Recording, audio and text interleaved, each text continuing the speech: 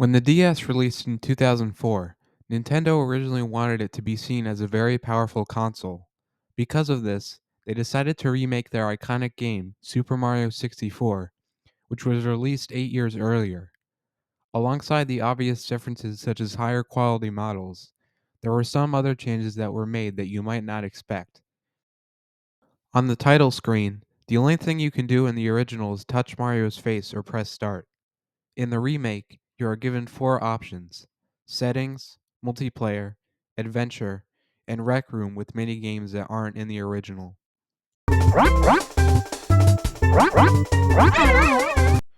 Also, Mario doesn't say his famous catchphrase in the sequel until he shows his face. It's me, Mario!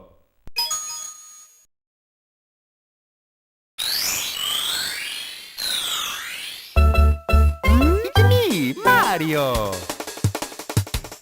In the file select, you aren't given much to look at, but the remake allows you to look at Princess Peach's castle. The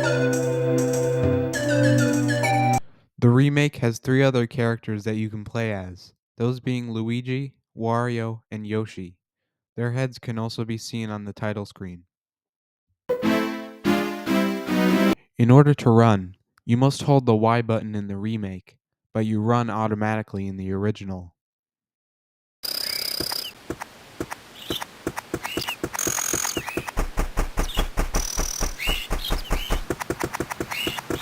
The options to change the audio are present in the file select in the original and the title screen in the remake.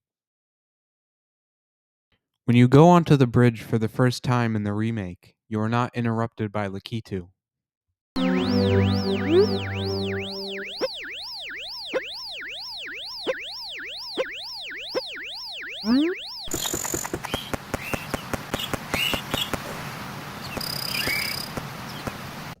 When you first attempt to open the castle doors, the original allows you to, but in the remake you have to get a key from a bunny.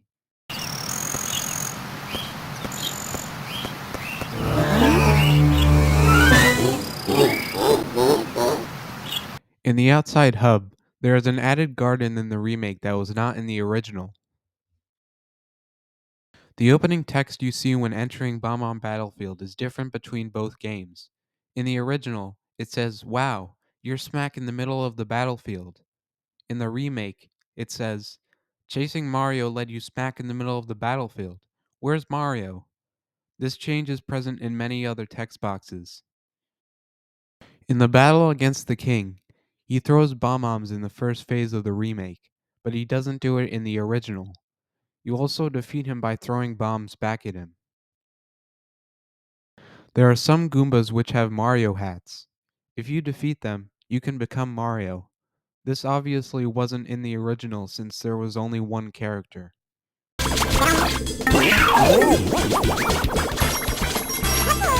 Some stars are remixed to fit in new gameplay elements, including silver stars.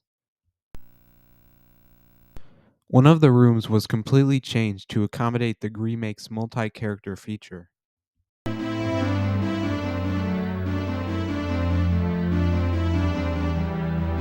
All of the thwomps are now gray and rectangular instead of blue and circular.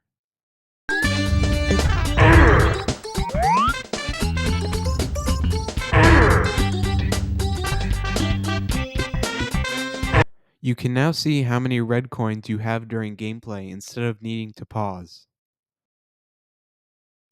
Choosing to save in the remake has a jingle that is not seen in the original.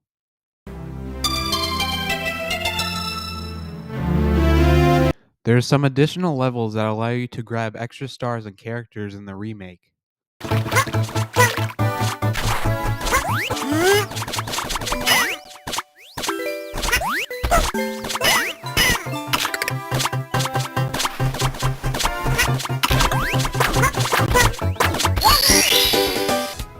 For Fall into the Caged Island, the cage has a slightly different design between both versions.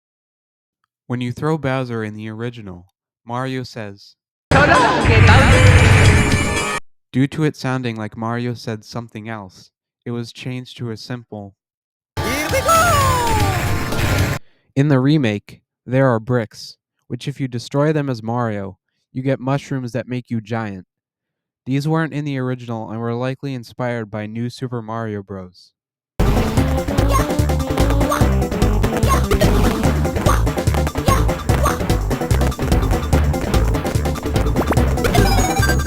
Some doors have had their star minimum count increased in order to reflect the remake's increased star count.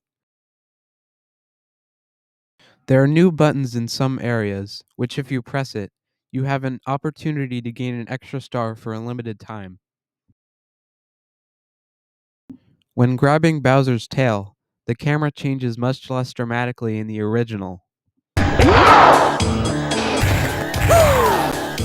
The game over screen is completely different between both versions. Game over.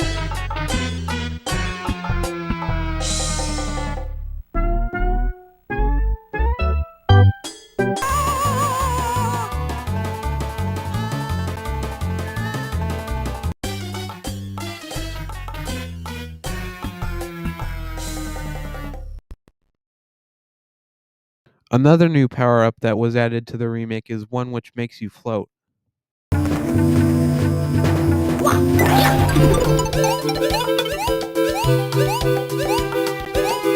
In the original, Dory isn't wearing anything, but in the remake, he has a cool hat and shades.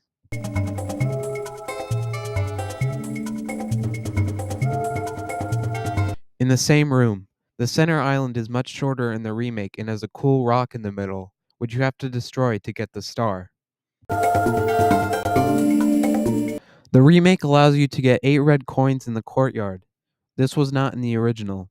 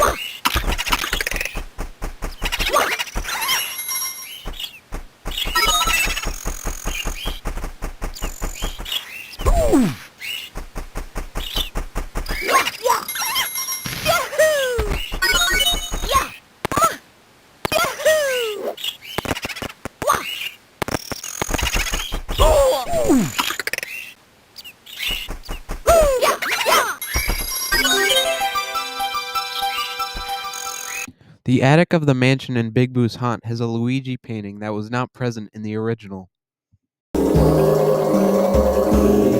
The area where you go after landing in Luigi's painting is where you can get another 8 red coins. Womp's Fortress in the remake has some added platforms that allows the player to get new stars.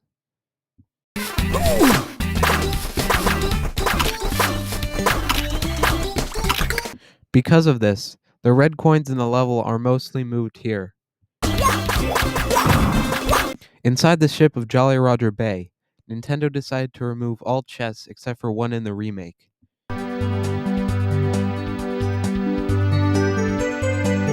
The quote-unquote puzzle in Snowman's Land has been changed. In the original, it was a very complex maze, but now you just need a different character to get the star.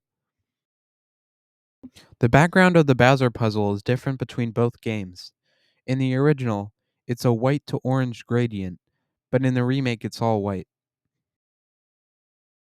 The Castle Moat Secret Room has an extra platform so you can get an extra star. For the Tall Mountain Slider Star, there is a cage protecting from the outside so you can't cheese the star. Also, the owl wasn't in Tall Mountain in the original.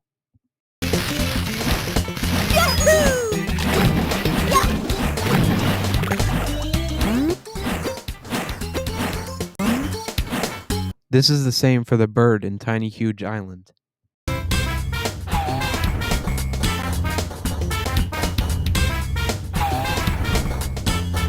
The color scheme for Tick-Tock Clock is slightly different between both versions. In the remake, you can see different colored stripes, but in the original it is exclusively gold and brown.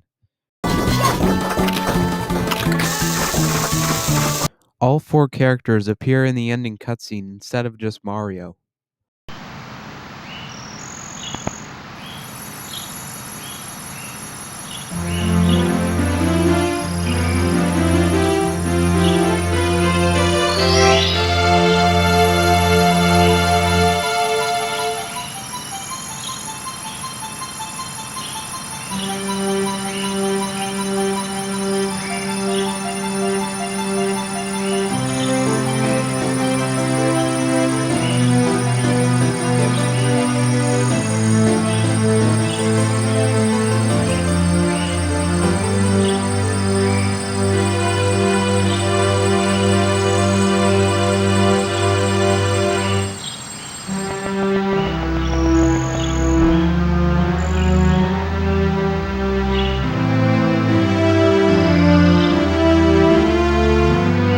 Mario! The power of the stars is restored to the castle.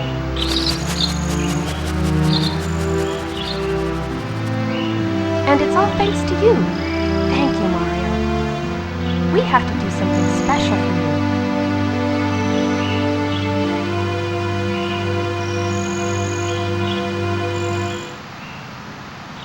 Here we go! Listen, everybody. Let's bake a delicious cake. For Mario.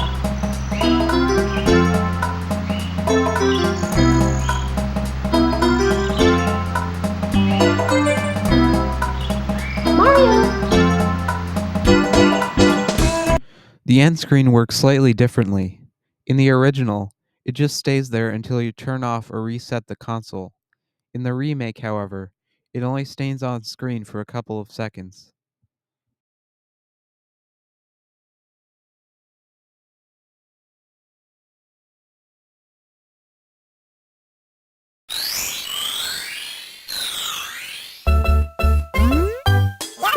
The amount of save files you get is different between both games.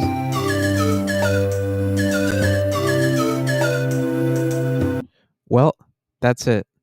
I think after all these years, Mario 64 is able to stand on its own without completely replacing the original. Thank you all for watching, and let me know if I missed anything in the comments. Also, tell me if I should do more Nintendo games in the future. And for the LEGO fans, don't worry, my next video will be a LEGO video.